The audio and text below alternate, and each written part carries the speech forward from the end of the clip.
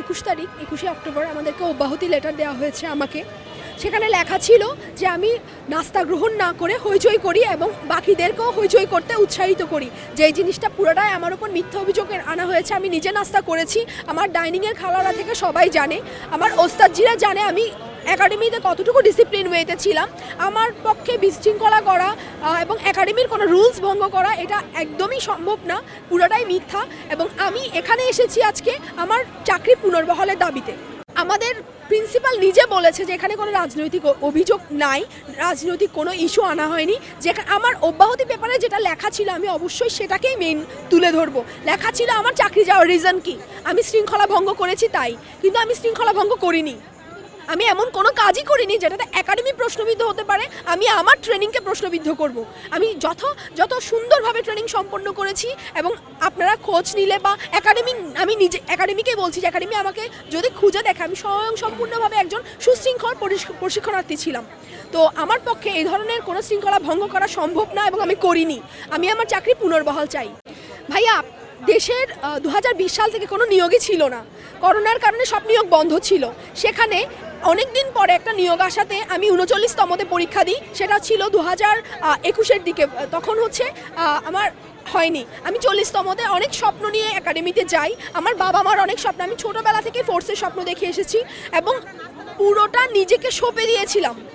পুরোটা সঁপে দেওয়ার পরে যখন এমনভাবে স্বপ্নটা ভঙ্গ হয়, আমাদেরকে ছুটিতে পাঠানো হয়, যে যারা আমরা পাসিং আউটে ছিলাম না আমাদেরকে আলাদা করে ফেলা হয় এবং আমাদেরকে বলে যে স্বরাষ্ট্র উপদেষ্টাদের সিকিউরিটির জন্য আমাদেরকে ছুটিতে যাওয়া হয় 19 তারিখ থেকে 23 তারিখ পর্যন্ত।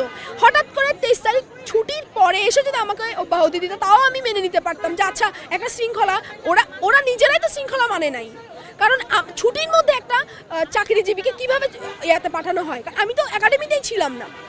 ওখানে আমাকে আমার থানা বা আমার পুলিশ লাইন অনুযায়ী আমার অব্যাহতিপত্র চলে আসে এবং আমাকে একাডেমি দেয় নাই, আমার নিজস্ব পুলিশ লাইনে গিয়ে আমাকে অব্যাহতিপত্র নিতে হয়েছে এবং একাডেমি থেকেই তারা লোক পাঠায়। এটা কেমন ধরনের ব্যবস্থা? এটা জোরপূর্বক এবং আমাদেরকে কৈফিয়ত দেওয়ার জন্য 3 দিন সময় দেওয়া হয়। সেখানে আমরা যারা প্রথম দফায় বের হয়েছি আমাদেরকে জোরপূর্বক 2 দিনের মাথায় এবং শুক্রবারে ইমিডিয়েট অর্ডার আসে যে 2টার মধ্যেই একাডেমি খালি করতে হবে। আমাদেরকে জোরপূর্বক ছুটিতে পাঠানো হয় এবং ওখান থেকে আমাদেরকে অব্যাহতি, আমরা 19 তারিখ ছুটিতে যাই এবং 21 তারিখ আমাদের অব্যাহতিপত্র আসে। আপনারা নিজেরা বলেন যে এটা কেমন ধরনের বিচার? আমাদের এতগুলো মানুষের 321 জন আমরা, আর এটা শুধু এক দফায় না, বারবার এখনও চলতে আছে।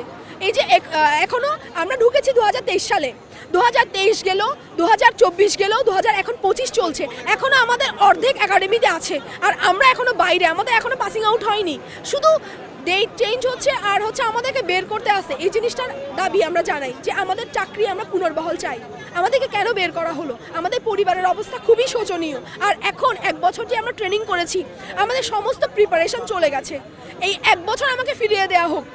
আমার 1 বছর প্রিপারেশান, আমার মানসিক অবস্থা, আমার শারীরিক অবস্থা সব কিছু আমাকে ফিরিয়ে দেয়। আমার পারিবারিক যে একটা ভেঙে পড়া, সমাজের এতগুলো কটূক্তি, সরকার কি পারবে আমার পরিবারকে রক্ষা করতে, আমাকে রক্ষা করতে?